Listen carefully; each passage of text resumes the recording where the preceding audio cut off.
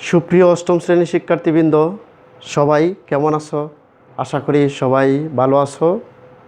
অষ্টম শ্রেণীর আজকের এই গণিতের পাঠে সবাইকে স্বাগত জানিয়ে শুরু করছি। আমি ইস্তেহাদুল ইসলাম, সহকারী শিক্ষক, গণিত, সন্ন্যাসর এসএসডিপি মডেল উচ্চ বিদ্যালয়, দিরাই, সুনামগঞ্জ। আজকে আমি তোমাদেরকে মুনাফা অধ্যায়ের সৃজনশীল প্রশ্ন নিয়ে আলোচনা করব। তাহলে চলো এবার আমরা দেখে নেই পাঠ্য বইয়ের যে সৃজনশীল প্রশ্নগুলা কেমন। চলো তাহলে আমরা দেখি পাঠ্য বই কী দেওয়া আছে। একই হার চক্রবৃদ্ধি মুনাফায় কোনো মূলধন 1 বছরান্তে স্ববৃদ্ধিমূল 19,500 টাকা এবং 2 বছরান্তে স্ববৃদ্ধিমূল 20,280 টাকা হলো। এখন ক নম্বরে দেওয়া আছে মুনাফা নির্ণয় সূত্রটি লেখো, মূলধন নির্ণয় করো। আর গ নম্বরে আছে একই হারে উক্ত মূলধনের জন্য 3 বছর পর সরল মুনাফা ও চক্রবৃদ্ধি মুনাফার পার্থক্য নির্ণয় করো। তাহলে আমরা ধাপে ধাপে দেখি। আগে ক নম্বর আমরা জ্ঞানমূলক, খ নম্বর প্রয়োগ, গ নম্বরও আসলে গণিতে 3টা ধাপে প্রশ্নগুলো সাজানো হয়, কিন্তু অন্যান্য বিষয়ে কী আছে, আমাদের সৃজনশীল প্রশ্নগুলো 4টা ধাপে থাকে। একটা হচ্ছে জ্ঞানমূলক, অনুধাবন, প্রয়োগ এবং উচ্চতর দক্ষতা বা বিশ্লেষণমূলক। কিন্তু আমাদের গণিতে খ আর গ প্রায় 2টাই প্রয়োগের ক্ষেত্রে, আবার উচ্চতর দক্ষতা 2টাই হয়। আচ্ছা, যাই হোক, এখন আমরা দেখি মুনাফা নির্ণয়ের সূত্রটা কি। তাহলে আমরা প্রথম 2.1 আমরা পড়েছি মুনাফা নির্ণয়ের সূত্রটা কি, I=P/R/N। এখন এটা হচ্ছে সরল মুনাফার জন্য আমরা এই সূত্রটি লিখব। আর যদি চক্রবৃদ্ধি মুনাফা, যেহেতু এখানে শুধু মুনাফা বলেছে, তার মানে আমরা কী করব, সরল মুনাফাও লিখব, চক্রবৃদ্ধি মুনাফাটাও কী করব, লিখে দেব। তাহলে চক্রবৃদ্ধি মুনাফার জন্য আমরা কী করি, কম্পাউন্ড ইন্টারেস্ট বা চক্রবৃদ্ধি মুনাফা সমান আমরা কী লিখি, P×1 + R⁻n-P। তাহলে এই 2টা সূত্র আমরা কি করব, লিখে দিব। তাহলে আমাদের কি হয়ে যাবে, ক নম্বর প্রশ্নটা আনসার হয়ে যাবে। এবার আমরা দেখি ক নম্বর প্রশ্নটি। আচ্ছা, এবার আমরা ক নম্বর উত্তরটি লেখার জন্য আমরা আগে দেখব আমাদের উদ্দীপকে কি দেওয়া আছে, যেহেতু খ আর গ আমার সরাসরি কি উদ্দীপকের সাথে জড়িত। তাই দেখো তো, একই হার চক্রবৃদ্ধি মুনাফা কোনো মূলধন 1 বছরান্তে দেওয়া আছে 19,500 টাকা। তাহলে আমরা এখানে যেহেতু দেওয়া নাই, আমাদের কি মূলধনটা দেওয়া নাই, আমরা ধরে নিলাম কি মূলধন কত, P টাকা, মুনাফার হার ধরে নিলাম R টাকা। তাহলে আমরা যদি এটাকে 1 বছরের জন্য আমরা চক্রবৃদ্ধি মূল্যের সূত্রটা লিখি, 1 বছরের জন্য 1 বছরান্তে চক্রবৃদ্ধি মূলধন, তাহলে কি হবে, আমরা জানি P×1 + R⁻n। এখন 1 বছর, যেহেতু আমি এখানে n এর জায়গায় কত লিখব, 1 লিখব। কত লিখব, 1। এখন পাওয়ার যেহেতু 1 আর কি করা লাগে না, লেখা লাগে না। তাহলে আমাদের কি হলো, 1 বছরান্তে যদি আমি চক্রবৃদ্ধি মূলধন লিখি কি হবে, P×1 + R হবে। এবার যদি আমি 2 বছরের জন্য লিখি, 2 বছরান্তে চক্রবৃদ্ধি মূলধন, তাহলে কি হবে, P×1 + R। যেহেতু এখানে আমরা পাওয়ার n দিতাম, কিন্তু n এর জায়গায় কত হবে, 2 হবে, তার মানে স্কোয়ার। তাহলে 1 বছরান্তে চক্রবৃদ্ধি মূলধন আমরা সূত্র এটা, 2 বছরান্তে চক্রবৃদ্ধি মূলধনের সূত্র এটা। এখন প্রশ্ন মতে যদি আমরা লিখি, কি লিখি, প্রশ্ন মতে। এখন দেখো তো, প্রশ্ন মতে আমাদের এই যে মানটা, এটা কত দেওয়া আছে, 19,500 টাকা। তাহলে আমরা বলতে পারি P×1 + R সমান 19,500 টাকা। আবার 2 বছরান্তে, যেহেতু আমাদের সূত্র এটা, আর 2 বছরান্তে টাকা দেওয়া আছে কত আমাদের, 20,280 টাকা। তাহলে আমরা লিখতে পারি P×1 + R স্কোয়ার সমান কত, 20,280 টাকা। এখন দেখো, আমরা যদি এইটাকে আমরা 1 নং সমীকরণ দিয়ে দেই, আর এইটাকে আমরা 2 নং সমীকরণ দিয়ে দেই, তাহলে কি হইতেছে দেখো, আমরা যেহেতু ক নম্বর আছে কি মূলধন নির্ণয় করো, তাহলে আমরা যদি 1 নংকে বর্গ করে 2 নং দ্বারা ভাগ করি, তাহলে দেখো তো কী হতেছে। তাহলে 1 নংকে যদি বর্গ করি, P এর বর্গ P², তার মানে কি P দ্বারা P² ভাগ করলে একটা P, আবার 1+r এর বর্গ 1+r স্কোয়ার আর 1+r স্কোয়ার কি কাটাকাটি শেষ হয়ে যাবে, তাহলে শুধু আমাদের কি থাকবে পি থাকবে। এই জন্য আমরা কি করব 1 নংকে বর্গ করে 2 নং দ্বারা ভাগ করব। তাহলে দেখো 1 নংকে আমরা বর্গ করে 2 নং দ্বারা কি করব ভাগ করব। তাহলে 1 নং আমাদের কি আছে পি ইন্টু 1+r ইকুয়াল 19,500। তাহলে আমরা এটাকে যদি বর্গ করি কি হবে P square into 1+r square সমান 19,500 বর্গ কি হবে 19,500 ইন্টু 19,500। আবার ভাগ যেহেতু আমি 2 নং দ্বারা, তার মানে কি হবে পি ইন্টু 1+r স্কোয়ার দিয়ে ভাগ, আর নিচে কি হবে 20,280 হবে। এবার যদি আমরা কাটাকাটি করি দেখো কি হইতেছে এখানে আমার 1+r স্কোয়ার 1+r স্কোয়ার কে শেষ, পি দ্বারা যদি পি স্কোয়ারকে ভাগ করি আমাদের কি থাকবে একটা পি থাকবে। আর ডান পাশে কি আছে দেখো আমাদের 19,500 ইন্টু 19,500 ভাগ আছে 20,280। এখন যদি আমি 195 দ্বারা ভাগ করি তাহলে এটা কতবার যাইতেছে আমাদের 100 বার। 195 দ্বারা যদি আমি এটাকে ভাগ করি কতবার যাইতেছে 104 বার।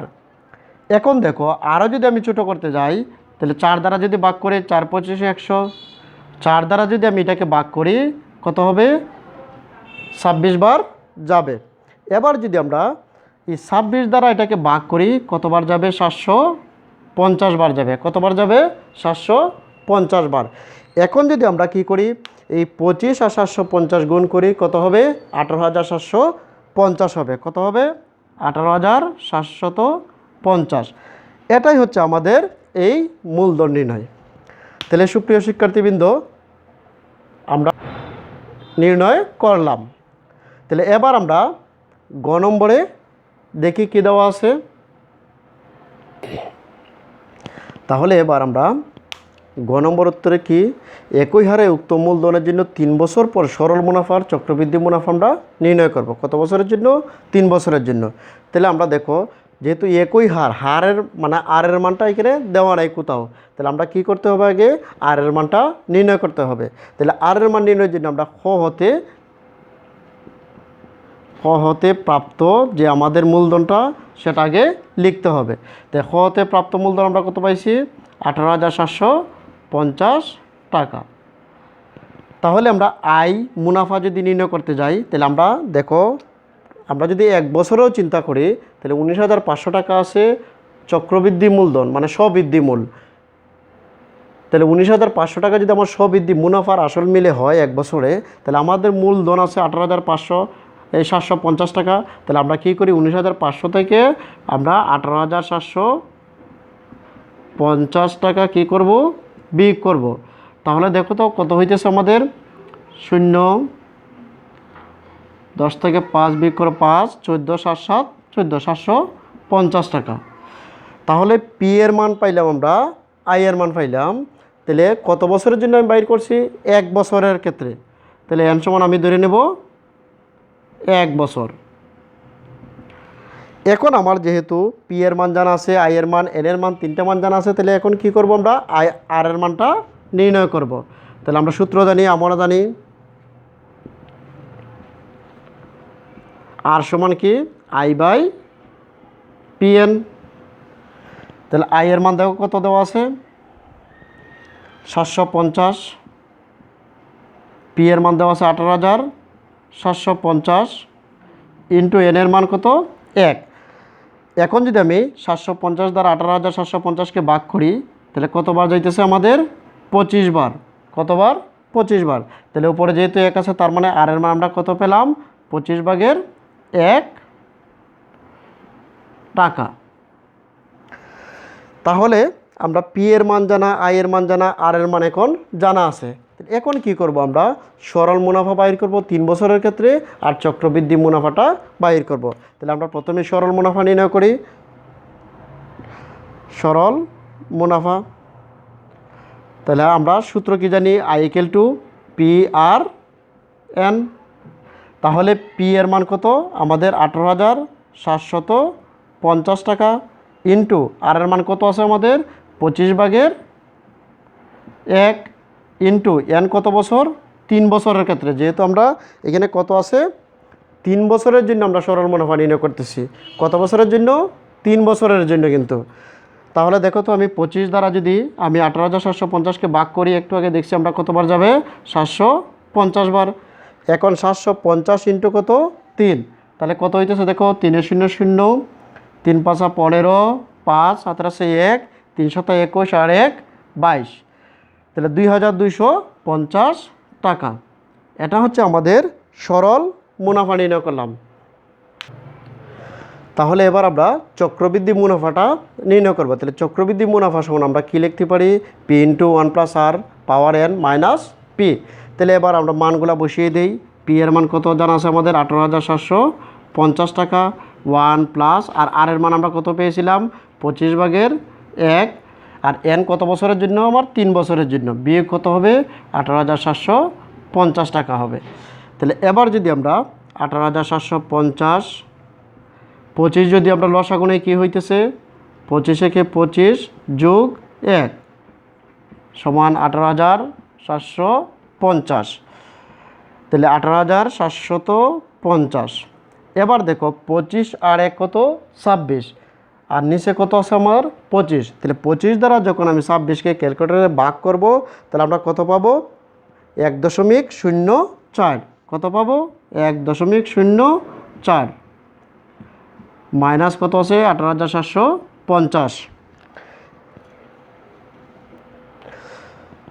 তাহলে দেখো 18,750 ইন্টু 1.04 পাওয়ার কত আছে, 3। তার মানে এটা কতবার আছে, 3 বার আছে। 1.04 ইন্টু 1.04 ইন্টু 1.04 মাইনাস কত আছে, 18,750।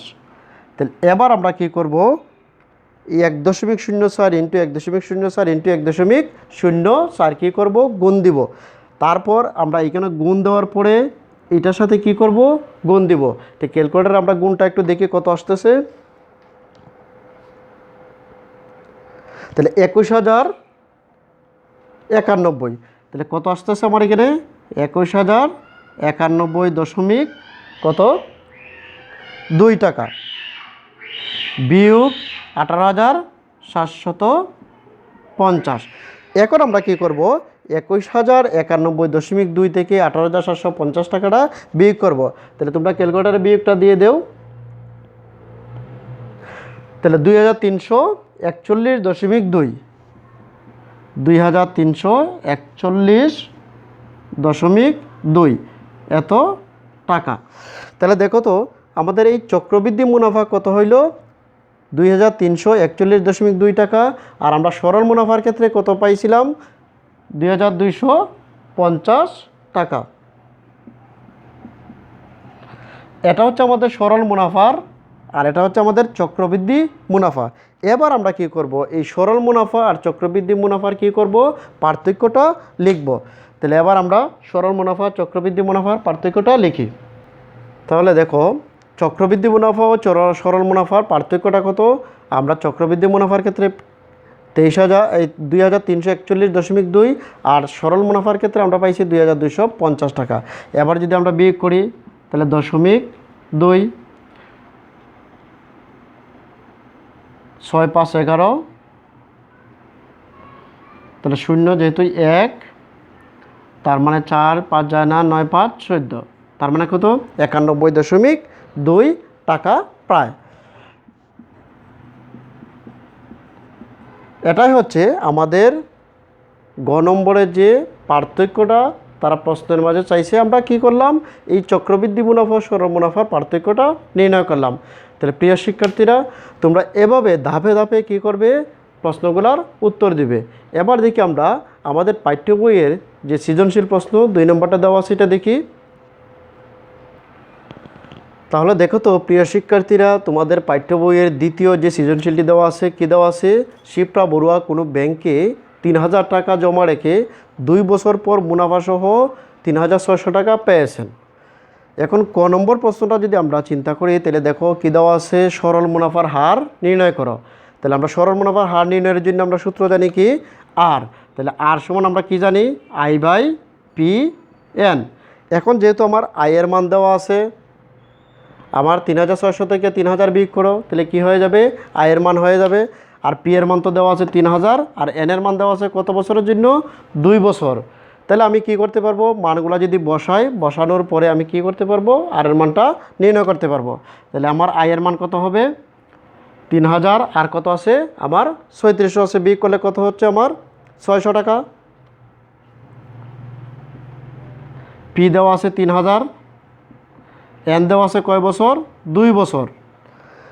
এখন যেহেতু আমি আর এর মানটা নির্ণয় করব, তার মানে আমরা কি করব? আর এর মানের জন্য আমি সরাসরি 100 গুণ দিয়ে দিব, আইটাকে শতকরায় নিয়ে নিব।